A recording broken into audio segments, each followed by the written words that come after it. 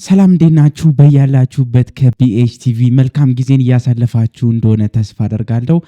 እንግዲህ በጉጉት ስንጠብቀው የነበረው የእንግሊዝ ፕሪሚየር ሊግ 8ኛ ሳምንት ጨዋታ ተመልሷል ማለት ነው። ከኢንተርናሽናል ብሬክ በኋላ የሀገራት ጨዋታዎችን ሲያካሂዱ ቆይቷል ላለፉት 2 ሳምንታት ክለቦች። ከዛ በኋላ አሁን ደግሞ ወደ እንግሊዝ ፕሪሚየር ሊግ ተመልሰን መተናል ማለት ነው። 8ኛ ዙር የእንግሊዝ ፕሪሚየር ሊግ ጨዋታ ነገ ቅዳሜ ቀጥሎ ይደረጋል። መክፈቻው የሚያደርገው ቼልሲ ነው። እንግዲህ ከቀኑ 8 ሰዓት ተኩል ላይ ኖቲንግሃም ፎረስትን ያስተናግዳል። በኖቲንግሃም ፎረስት ሜዳ ነው ስቴዲየም ሄዶ ነው እንግዲህ የሚያስተናግደው። ቼልሲ ከጨዋታው አስቀድሞ ምን አይነት የተጫዋቾች ጉዳት እንዳሉበትና ከዛ በተጨማሪ ደግሞ ኤንዞ ማሬስካ ያነሱት ነጥቦች አሉ። ከዛ ውጪ ቼልሲ ምን አይነት አሰላለፎችን ይዞ ሊገባ ይችላል የሚለውን አብረን የምንመለከተው ይሆናል። ለቻናሉ ግን አዲስ ይሆናችሁ ሰብስክራይብ ማድረጋችሁን እንዳትረሱት፣ ላይክ አድርጉ፣ ሼር አድርጉት። እንግዲህ የእንግሊዝ ፕሪሚየር ሊግ 8ኛ ዙር ጨዋታ ነገ ቀጥሎ ይደረጋል። ቼልሲ 8 ሰዓት ተኩል ላይ ኖቲንግሃም ፎረስትን ያስተናግዳል። በዚህ ጨዋታ ላይ ግን ከጨዋታው አስቀድሞ ኤንዞ ማሬስካ ጋዜጣዊ መግለጫቸውን ሰጥተዋል። በዛ ሰዓት እንግዲህ ስለ ተጫዋቾች ጉዳት አዳዲስ የወጡ መረጃዎች አሉ። ከዚህ በፊት እንደምታስታውሱት ቼልሲ ከሊቨርፑል ጋር በነበረው ጨዋታ በጣም ብዙ ተጫዋቾች ተጎድተውበት ነበረ። ወደ 8 የሚጠጉ ተጫዋቾች ጉዳት ላይ ነበሩና ከዛ አንጻር አሁን የኢንተርናሽናል ብሬኩ መምጣቱ በወቅቱ በጣም ለቼልሲ ወሳኝነት ያለው ነገር ነበረ። በጣም እረፍት እንዲያገኙ ከጉዳት ላይ የነበሩ ተጫዋቾች አገግመው ከጉዳት እንዲመለሱ ያደረገ ነበር ይህ 2 ሳምንት። ከዛ በኋላ ግን ቼልሲ ምን አይነት ተጫዋቾች ከጉዳት እንደተመለሱለትና ምን አይነት አሰላለፍም ይዞ ሊገባ እንደሚችል እንግዲህ እናያለን። ኤንዞ ማሬስካ ግን ከዚህ ከተጫዋቾች ጉዳት ጋር አያይዞ በቅድሚያ ያነሱት ስለ ኮል ፓልመር ጉዳይ ነው። ኮል ፓልመር አሁንም ከጉዳቱ አላገገመም። ከዚህም በፊት እንደነገርኳችሁ የዚህ የብሽሽት ጉዳት የግሮይን ኢንጁሪ አሁንም እያስቸገረው ነው ያለው ይህ ተጫዋች። በዚህ የውድድር ዘመን 7 የፕሪሚየር ሊግ ጨዋታዎችን ቼልሲ አድርጎ እንግዲህ መሳተፍ የቻለው በጣም ጥቂት ነው። ከ2 ከ3 ሊያውም ተቀይሮ እየገባ ካልሆነ በስተቀረ ምንም አይነት ጨዋታዎችን ማድረግ አልቻለም። ኮል ፓልመር በሱ ቦታ እንግዲህ የተለያዩ ተጫዋቾች ተክተው ሲጫወቱ አይተናል። እነ ጃኦ ፔድሮ እነ ስቲቫኦ መሀል ላይ እየተጫወቱ የእሱን ቦታ ለመተካት ሲሞከር ቆይቷል። እነ ፋኩንዶ ቦናኖቴም በውሰት ከብራይተን ያመጣ ነው ተጫዋች እንግዲህ ኮል ፓልመርን ተክቶ ለመጮት እየሞከረ ነው ያለውና ኤንዞ ማሬስካ የተለያዩ መፍትሄዎችን ለማምጣት እየሞከሩ ይመስለኛል በኮል ፓልመር ጉዳይ። እንግዲህ ዛሬም ኤንዞ ማሬስካ በሰጡት ጋዜጣዊ መግለጫ ላይ ስለ ኮል ፓልመር ጉዳት ተጠይቀው ነበር። ኤንዞ ማሬስካ ምንድን ያሉት? ከሰሞኑ ስለ ኮል ፓልመር ጉዳት ስንነጋገርበትና በደንብ አድርገን አሰስ ስናደርገው ስንከታተለው ቆይተናል።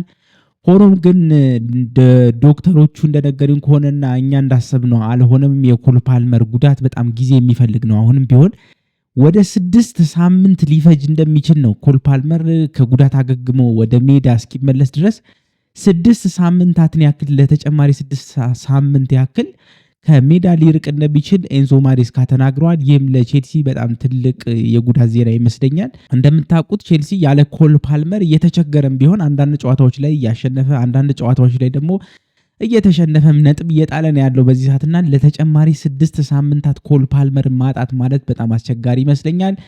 ኮል ፓልመር በማይሰልፍበት 6 ሳምንታት ውስጥ ቼልሲ ከ9 እስከ 10 የሚሆኑ ጨዋታዎችን ያለ ኮል ፓልመር ያደርጋል እየተባለ ነው ያለውና የኮል ፓልመር ጉዳት ይህን ያህል መራዘሙ ራሱ ለቼልሲ በጣም አስቸጋሪ ይመስለኛል እና ኮል ፓልመር ለሚቀጥሉት 6 ሳምንታት ከሜዳ ሊርቅ እንደሚችል ኤንዞ ማሬስካ ተናግረዋል ማለት ነው። ከዚህ ከጉዳት ጋር ግን ተያይዞ ሌላም የተናገሩት እንግዲህ ስለነ ቤኖቲ ባዲያሲሊ ስለ ተከላካዮች መስመር ላይ ያሉትን ጉዳቶች ተናግረዋል ኤንዞ ማሬስካና ቤኖቲ ባዲያሲሊ እንግዲህ እስከ ታህሳስ ወር ድረስ ከሜዳ ይርቃል ተብሏል። በድጋሚ ቤኖቲ ባዲያሺሊ እንደምታውቁት ባለፈውም ከብዙ ወራት የጉዳት ቆይታ በኋላ ነው ተመልሶ በሊቨርፑል ጨዋታ ላይ መሰለፍ የቻለውና ከዛ በኋላ አሁንም ድጋሚ ደግሞ መጎዳቱ በጣም አስቸጋሪ ይመስለኛል። ቼልሲ በጣም የተረጋጋ የመሃል ተከላካይ ክፍል ጥምረት የሚያስፈልገው ይመስለኛል። ምክንያቱም እንደዚህ መቀጠል አይቻልም። ፍራጃይል እየሆነ አንዴ ተጫዋቾች እየተጎዱ በድጋሚ ደግሞ ተመልሰው እየመጡ አንድ ጨዋታ እያደረጉ መልሰው እየተጎዱ የቼልሲን የመከላከል ቦታ በጣም እያሳሱት ይገኛሉ። ጥምረት በደንብ እንዳይፈጠር አብረው እነዚህ ተጫዋቾች በደንብ እርስ በርስ እንዳይላመዱ የኋላ መስመሩን ክፍተቱ በጣም እንዲሰፋ እያደረገ ነው ያለውና ይሄ ጉዳት ነገር በጣም አስቸጋሪ ይሆናል። ቤኖቲ ባዲያሲሊም ላለፉት ብዙ ወራት ነው እንግዲህ ከዚህ በፊትም ጉዳት አጋጥሞት ነበር። አሁንም የመስል ኢንጁሪ ነው እንግዲህ ያጋጠመው። በዚህ በመስል ኢንጁሪ እንግዲህ ቤኖቲ ባዲያሲሊ ለሚቀጥሉት 2 ወራት እንግዲህ አስቡት፣ ለሚቀጥሉት 2 ወራት ከሜዳ ይርቃል ማለት ነው ቤኖቲ ባዲያሲሊም። ይህም በጣም አስቸጋሪ ይመስለኛል። እሱም ከኮል ፓልመር በማይተናነስ ነው፣ ከ6 ከ8 ሳምንት ነውና አስቸጋሪ ነው። በቃ የቤኖቲ ባዲያሲሊና የቼልሲ እንግዲህ ጉዳይ ያበቃለት ይመስለኛል ከዚህ በኋላ። ልጁ እንግዲህ በደንብ የመሰለፍና የመጫወትን እድል ቢያገኝ ኖሮ በራስ መተማመኑ ከፍ ብሎ ለቼልሲ ጥሩ የሆነ የተከላካይ መስመር ጥምረት ሊፈጥር ይችላል ብዬ አስባለሁና ከዛ አንጻር ጥሩ ነበር። ሆኖም ግን ቤኖቲ ባዲያሲሊ እና ጉዳቶቹ በጣም ተያይዘው ቀጥለዋልና አሁንም ቢሆን ቼልሲ ቤኖቲ ባዲያሲሊን ግልጋሎት እንደማያገኝ ተናግረዋል ኤንዞ ማሬስካ። ከዛ በተረፈ ግን የሪሲ ጄምስ ግን ከጉዳት አገግሞ እንግዲህ ሙሉ ለሙሉ ለጨዋታው ብቁ መሆኑን ኤንዞ ማሬስካ ተናግረዋል። ከዚህ በፊት እንግዲህ ከእንግሊዝ ብሔራዊ ቡድን ኢንተርናሽናል ስብስብ ውስጥ እንደሌለ እና እንደቀነሱት ቶማስ ቱክል አሰልጣኝ ቶማስ ቱክል ተናግረው ነበርና በጉዳት ምክንያት እንደነበርና የተወሰነ እግሩ ላይ መላላጦች እንደደረሱበት ነበረ በሊቨርፑል ጨዋታ የተነገረው። ከዛ በኋላ ግን ሙሉ ለሙሉ ከጉዳቱ አገግሞ አሁን ላይ ለነገው ጨዋታ ሙሉ ለመሰለፍ ብቁ መሆኑን ኤንዞ ማሬስካ ስለ ሪሲ ጄምስም ተናግረዋል። ይህ ለቼልሲ በጣም አሪፍ ዜና ይመስለኛል። ሪሲ ጄምስ በጣም ወሳኝነት ያለው ተጫዋች ነው። ለነገውም ጨዋታ ለቼልሲ በጣም የሚጠቅምና በወሳኝነት ሰዓት ላይ መድረስ ያለበት ተጫዋች ይመስለኛል። ከሱ ከሪሲ ጄምስ ውጪ ግን ጥሩ ዜናው ሌላው ምንድነው?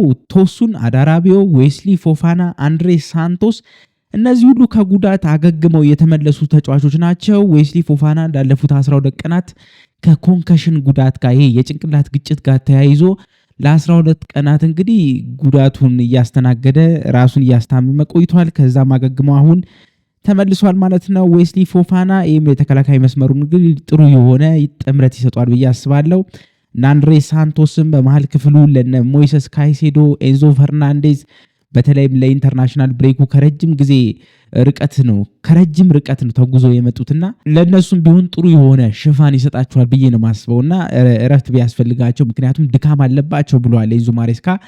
በተለይ እነዚህ ከሳውዝ አሜሪካ እየሄዱ የሚጫወቱት የብራዚል ብሔራዊ ቡድን፣ የኢኳዶር ብሔራዊ ቡድን ተጫዋቾች በጣም ከእንግሊዝ ርቀት ያለው ጉዞ ተጉዘው በጣም አድካሚ የሆነ ጉዞዎችን አድርገው ነው የሚመጡትና እነዚህ ተጫዋቾች እረፍት ይፈልጋሉ። ከዛም ጋር ተያይዞ እንግዲህ ስልጠና እንዳልሰሩ ነው ትናንትና ስልጠና እንዳልሰሩ ተናግሯል ኤንዞ ማሬስካ። ጃኦ ፔድሮ፣ ሞይሰስ ካይሴዶ አልሰሩም ስልጠና፣ እንደነ ኤንዞ ፈርናንዴዝ ስልጠና አልሰሩም ብለዋልና ከዛ በኋላ ግን አሁን ስልጠና ዛሬ እንደሚሰሩ እንደማይሰሩ አብረን የምናየው ይሆናል ብለዋል። ድካም የተወሰነ አለባቸው ሲሉን የተናገሩት ኤንዞ ማሬስካ ከዚህ አንጻር ሊያሳርፏቸው የሚችሏቸው ተጫዋቾች ሊኖሩ ይችላሉ በነገው ጨዋታ ብዬ አስባለሁ። ለዚህም አንድሬ ሳንቶስ ፍቱን መድኃኒት ሊሆን ይችላል ብዬ ነው የማስበው። ስለዚህ ቶሶን አዳራቢዮ፣ ዌስሊ ፎፋና እና አንድሬ ሳንቶስ ከጉዳት አገግመው ተመልሰዋል ማለት ነው።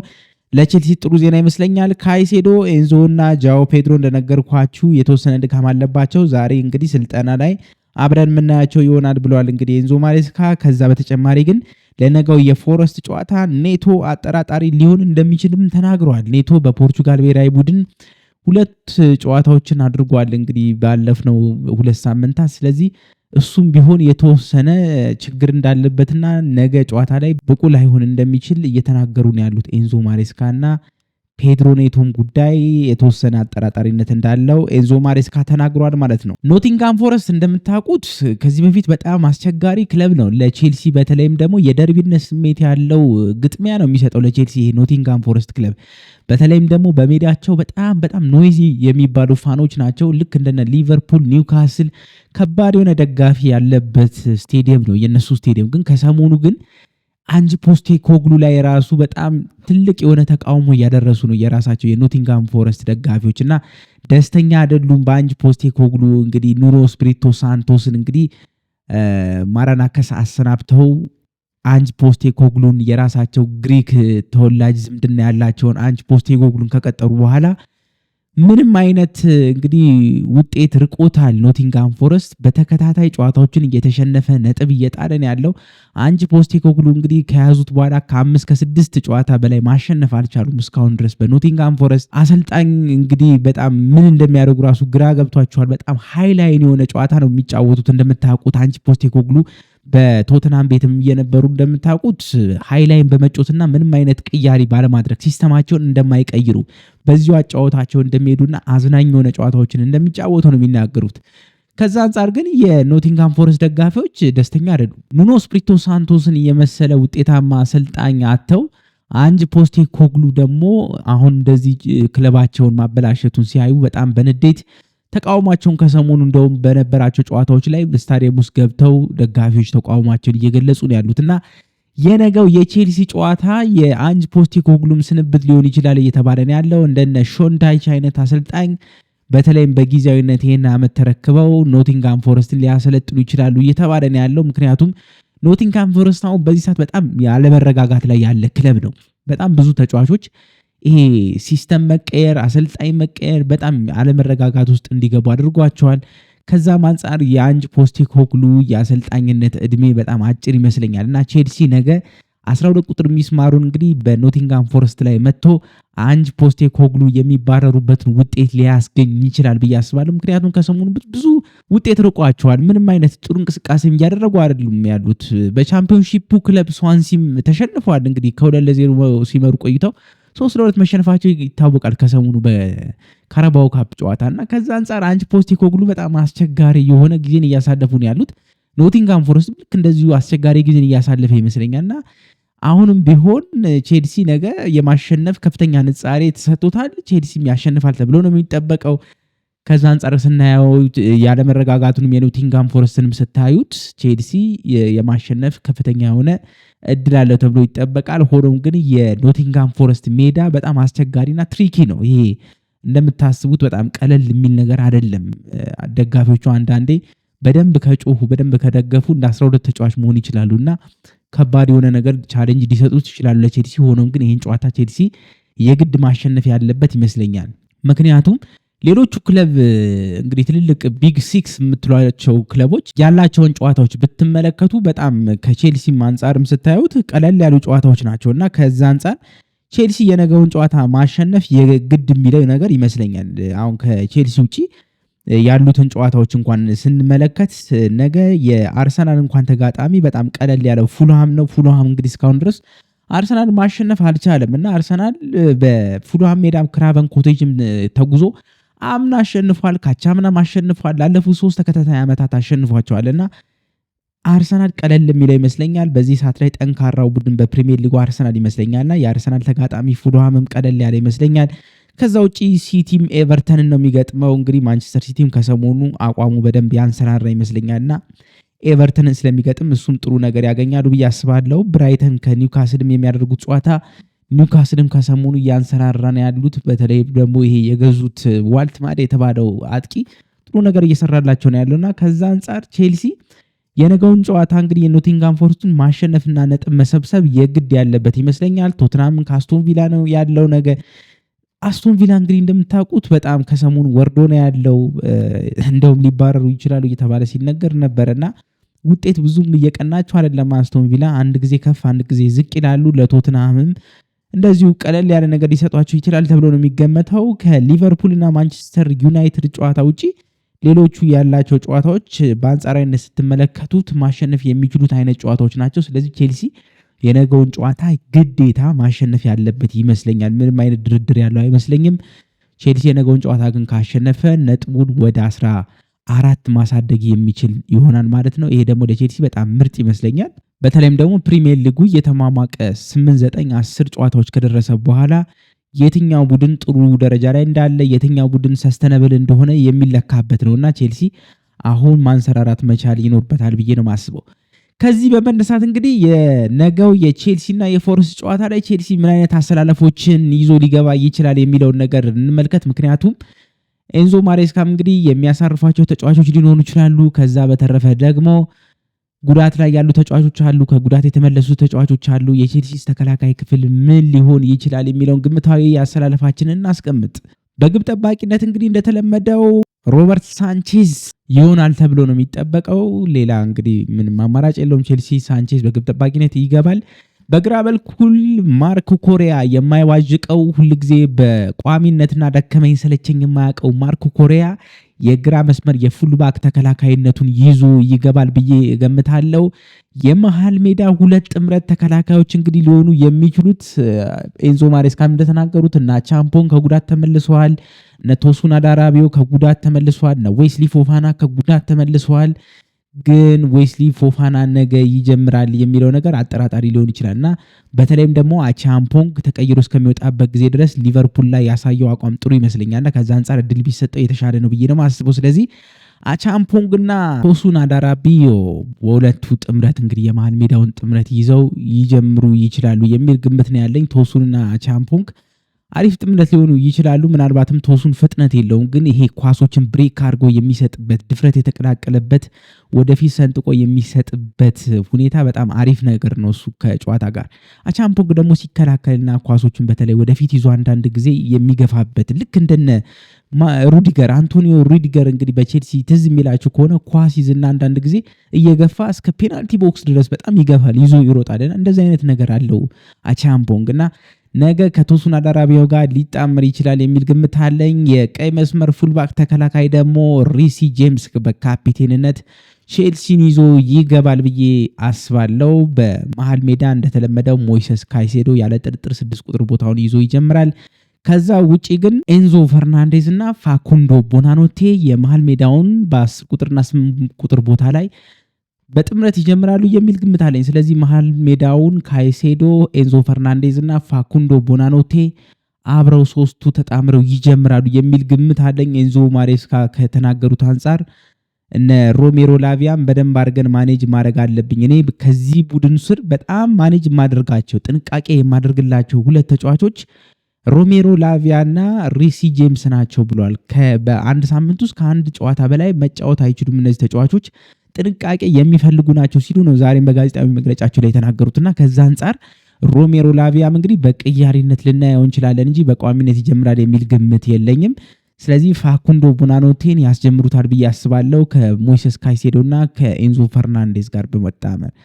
ከዛ ውጪ ግን በቀይ መስመር እንግዲህ አጥቂ ላይ ስቲቮ ይገባል ብዬ ነው ማስበው። ምክንያቱም ኤንዞ ማሬስካ እንደተናገሩት ከሆነ ፔድሮ ኔቶ የተወሰነ አጠራጣሪነት አለው እሱም የመሰለፍ ሲሉ ነው የተናገሩት። ከዛ አንጻር ዊሊያም ስቲቫው እንግዲህ ይገባል ብዬ አስባለሁ በቀኝ መስመር አጥቂ ቦታ ላይ። በግራ መስመር የአጥቂ ቦታ ላይ ደግሞ አሌሃንድሮ ገርናቾ ጥሩ እንቅስቃሴ አድርጓል ከሊቨርፑል ጋር በነበረው ጨዋታ።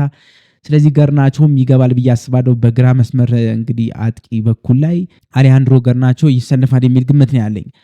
በአጥቂ መስመር ላይ ጃኦ ፔድሮን ከፍተኛ ድካም አለበት ሲሉ ነበር የተናገሩት። ዞሮ ዞሮ ግን ጃኦ ፔድሮ የሚጀምር ነው የሚመስለኝ ድካም ቢኖርበት ብዙም አማራጭ እንዳላቸው የሚጠቀሙ አይመስለኝም ኤንዞ ማሬስካ። ስለዚህ ጃኦ ፔድሮ በአጥቂ መስመር ላይ ይጀምራል ብዬ አስባለሁ።